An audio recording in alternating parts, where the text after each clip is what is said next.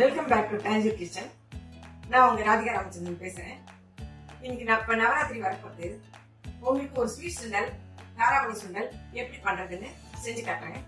அதுக்கு தேவையான சாமான்கள்: 150 கிராம் காராமணியை ஒரு 3 hours சோக் பண்ணி வச்சிருக்கேன்.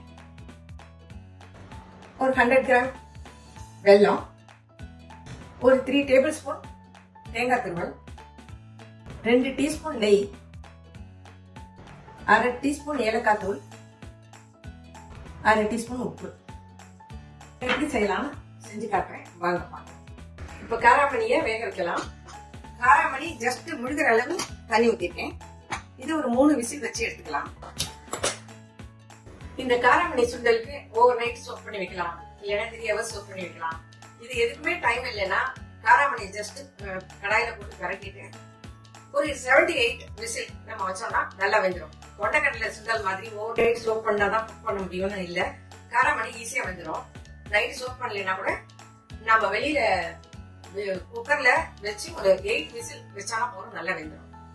இப்ப காராமணி சுண்டலுக்கு இந்த வெள்ளத்தை கரையை ஊற்றி எடுத்து வச்சுக்கலாம். கொஞ்சமா தண்ணி ஊத்திருக்கேன். இப்ப வெள்ளம் கரைஞ்சிட்டு இதை வடிகட்டிக்கலாம். இந்த வெள்ளை கரைசல் இதுல வடிகட்டிருக்கேன். இப்போ இது எவ்வளவு வெந்திருக்குன்னு அமுக்கி பார்த்தா தெரியும். நல்லா பழைய வெந்திருக்கு. எக்ஸ்ட்ரா இருக்கிற வாட்டரை ஸ்ட்ரெயின் பண்ணி எடுத்து வச்சுக்கலாம். ட்ரைன் பண்ணி இதுல கொஞ்சம் நெய் ஊற்றிருக்கேன். நெய் சூடானது இந்த தேங்காயை போட்டு பரட்டிட்டு இந்த வெள்ளை கரைசலை போட்டு தேங்காய் பூர்ண மாதிரி பண்ணிக்கலாம். தேங்காய் திருவிழா இதில் போட்டுருக்கேன்.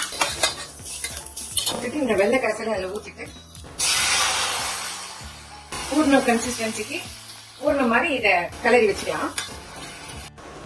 இதுல இருக்க தண்ணி எல்லாம் வடிச்சு வச்சிருக்கேன். இதுல கொஞ்சம் உப்பு போடுறேன், அப்பதான் கொஞ்சம் ஸ்வீட்டா கொஞ்சம் டேஸ்டா இருக்கும். நம்ம குக் பண்ணும்போதே உப்பு கொஞ்சம் ஆட் பண்ணிடலாம். ஆனா இப்பதான் போடுறேன், ஆனா குக் பண்ணும்போதே கொஞ்சம் உப்பு போட்டா அதோட சேர்ந்துடும்.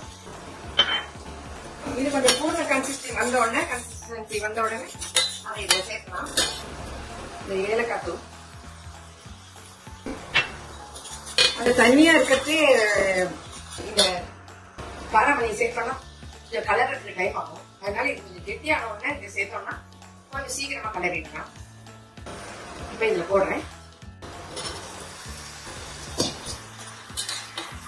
நம்ம நவராத்திரிக்கு 9 நாளும் 9 டைப் சுண்டல், பாயசம் அதெல்லாம் பண்ணி சாமிக்கு நைவேத்தியம் பண்ணுவோம். இந்த காராமணி சுண்டல் எப்படி பண்றோமோ அதே மாதிரிதான் முழு பயிர், அந்த கார சுண்டலும் அந்த ஸ்வீட் சுண்டல் எல்லாம் இதே மாதிரி தான் பண்ணணும். காராமணி முழு பயிர் பண்றதுலாம் கொஞ்சம் ஈஸி. அதனால ஓவர் நைட் சோப் பண்ணி வைக்கணும். இதுக்கு அவ்வளவு சோப் பண்ணணும்னு அவசியம் இல்லை. இந்த தண்ணி கட்டின உடனே எடுத்துடலாம். காராமணி சுண்டல் ரெடி ஆயிடுது. இதை நம்ம உடனே ஒரு பாத்திரத்துல டிரான்ஸ்ஃபர் பண்ணிடலாம். இந்த சூட்லயே வச்சிருந்தோம்னா காராமணி சம்டைம் ஹார்ட் ஆயிடும், கெட்டியாயி. அதனால நான் டிரான்ஸ்ஃபர் பண்றேன். இந்த ஸ்வீட் காராமணி சுண்டல் ரெடி.